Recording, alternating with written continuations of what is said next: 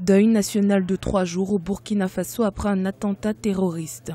18 personnes ont perdu la vie dimanche 13 août dans une attaque menée contre un café-restaurant à Ouagadougou par des djihadistes présumés. Sur les 18 victimes, 15 d'entre elles ont été identifiées, dont 7 burkinabés et 8 étrangers.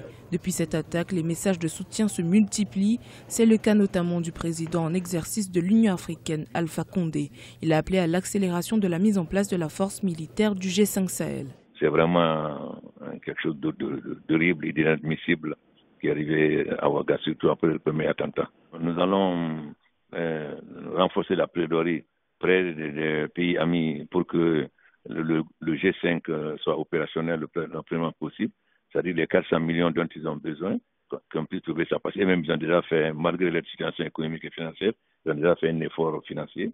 Ça, c'est la première chose. Deuxièmement, nous allons accélérer la mise en place de la force en attente. Vous savez, l'Union africaine a décidé de mettre en attente une force militaire pour que nous-mêmes nous soyons en mesure, d'ici quelque temps, d'intervenir directement en tant qu'Union africaine dans les pays en conflit, comme ça a été fait dans le cadre du Sahel avec le Tchad, le Nigeria, le Cameroun. Mais il est important aujourd'hui que l'Union africaine, que l'Afrique prenne ses responsabilités.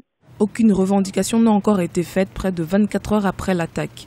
Les autorités de Ouagadougou soupçonnent néanmoins un acte terroriste. La procureure générale a d'ailleurs dressé un parallèle avec l'attaque du café Cappuccino le 15 janvier 2016, revendiquée par Al-Qaïda au Maghreb islamique. Elle évoque notamment des similitudes dans le mode opératoire.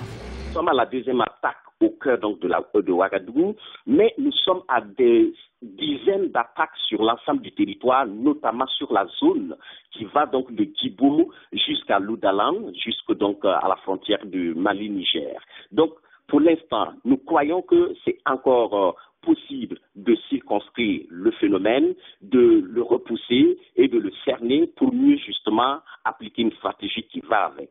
Ce lundi 14 août, le président burkinabé Roch-Marc Christian Kaboré et son homologue français Emmanuel Macron ont appelé à l'installation rapide de la force multinationale mixte du G5 Sahel pour une meilleure protection des frontières des pays du Sahel menacés par l'insurrection djihadiste.